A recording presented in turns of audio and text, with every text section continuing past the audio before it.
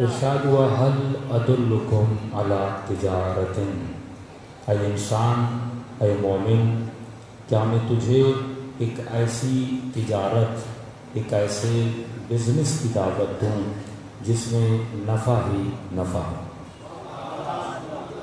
دنیا کا کوئی بھی بزنس کرے اس میں نفع بھی ہوتا ہے، نقصان بھی ہوتا ہے، لیکن یہاں پر نفع ہی نفع ہے، کیونکہ جس سے بزنس کر رہے ہو وہ ہر نفع کا مالک ہے۔ وہاں سے تمہیں کبھی کوئی نقصان مل نہیں سکتا۔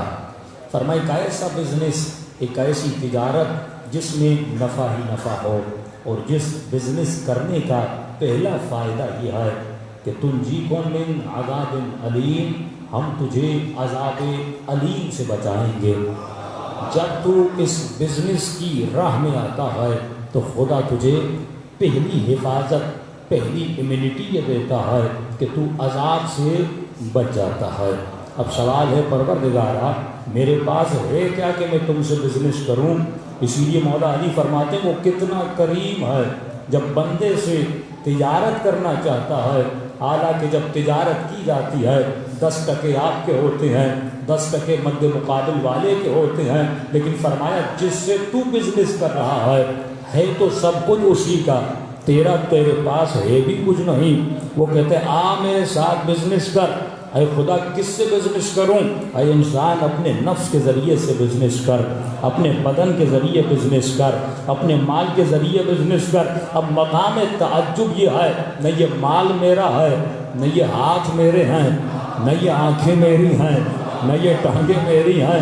فرمایا کیونکہ وہ کریم ہے، وہ تجھ سے احسان کرنا چاہتا ہے، اپنی دی ہوئی چیزوں سے تیرے ساتھ بزنس کرنا چاہتا ہے۔ اگر انسان یہ سوچے کہ میرے پاس اپنا کیا ہے، یہ آنکھیں کس نے دی؟ پروردگار عالم نے دی۔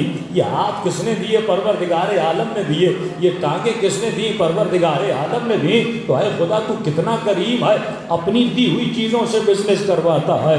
اور امام فرماتے ہیں تعجب ہے اس بندے پر جب گندم کا ایک دانہ زمین میں ڈالتا ہے اور وہ ایک دانے کو 100 دانوں میں بدل کے واپس کر دیتا ہے بھی اس کے دانے ہیں، لیکن جب کہتا ہے انہی دانوں سے زکوٰۃ نکالو، ارے کتنا کنجوس ہو جاتا ہے یہ بندہ۔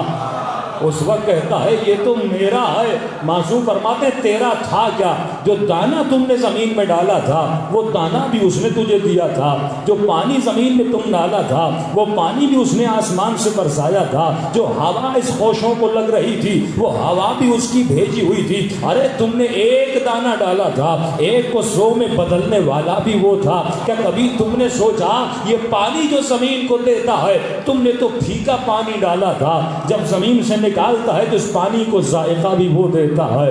کبھی تم نے دیکھا کہ تم نے جو پانی زمین میں ڈالا تھا وہ بے رنگ پانی تھا، اس میں کوئی رنگ نہیں تھا، لیکن جب پھل و پودے زمین سے نکالتا ہے اس کو رنگ دینے والا کون ہے؟ ذائقہ دینے والا کون ہے؟ اگر تمہاری سوچ ایسی ہو جائے جیسی علی ابن ابی طالب کی سوچ ہے کہ اے خدا میرا تو کچھ ہے ہی نہیں، جو کچھ تو نے عطا کیا ہے وہ تیری ہی عطا ہے، اب جب تیرا ہے تو علی تیری ہی راہ میں لوٹاتے ہوئے نظر آتے ہیں۔